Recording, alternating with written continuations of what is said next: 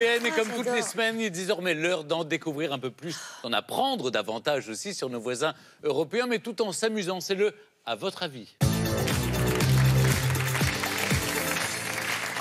Je vais vous poser des questions concernant les 4 pays ici représentés.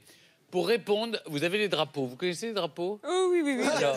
Révisons. Alors, la France, La Croatie. la Croatie, L'Italie. l'Italie, bien sûr. Alors, La Roumanie. la Roumanie. Et Chypre. 1 point. Voilà, très bien. Alors, première question, c'est parti. À votre avis, dans quel pays peut-on prendre 2 petits déjeuners? Oui. Italie. Non, c'était en Croatie. Ah bon? Croatie. En Croatie, oui. On a cette petite habitude. Vous êtes on en riche, prend dis 2 donc. à 7-8 heures du matin. Pardon? Vous êtes super riche, en fait. Oui, c'est ça, voilà.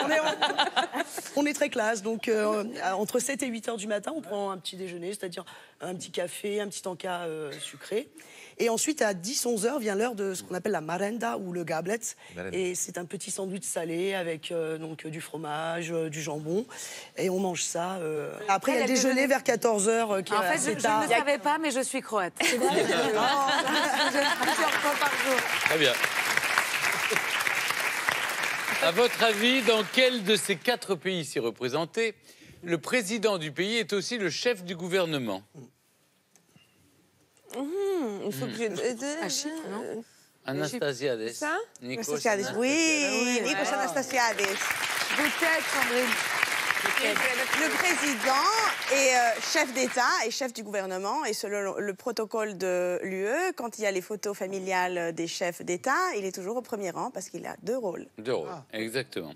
À votre avis, dans quel pays trouve-t-on un festival qui est dédié aux ours? Ah, ça, je sais, c'est la Les Roumanie. ours. Oui. Forcément. Pour la petite histoire, la Roumanie est l'un des pays qui a la population la plus dense d'ours en Europe.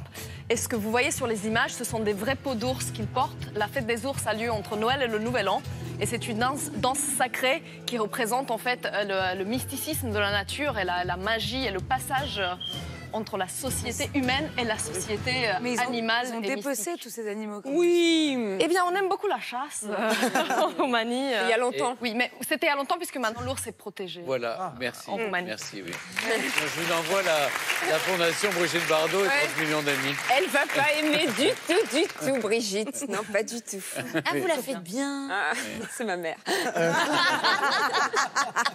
À votre avis, dans quel pays fête-t-on l'anniversaire des membres de sa famille en leur tirant les oreilles autant de fois que le nombre de leurs années? À 90 ans, le mec, il est mort. Qui peut faire un truc pareil? Il n'y a qu'un pays qui peut faire ça. C'est les Italiens, ça? Oui. Hein? Eh oui. Forcément. Par déduction. Mais tu m'as pas souhaité mon anniversaire à moi cette année. Oui. On peut venir se tirer l'oreille, Jean-Marc, ça va venir. me les tire beaucoup déjà à la maison. Ah bon? Donc on fait ça parce qu'on dit que la mémoire est dans les pavillons auriculaires. Et donc pour rappeler le temps qui passe, il faut profiter de l'instant présent. D'accord.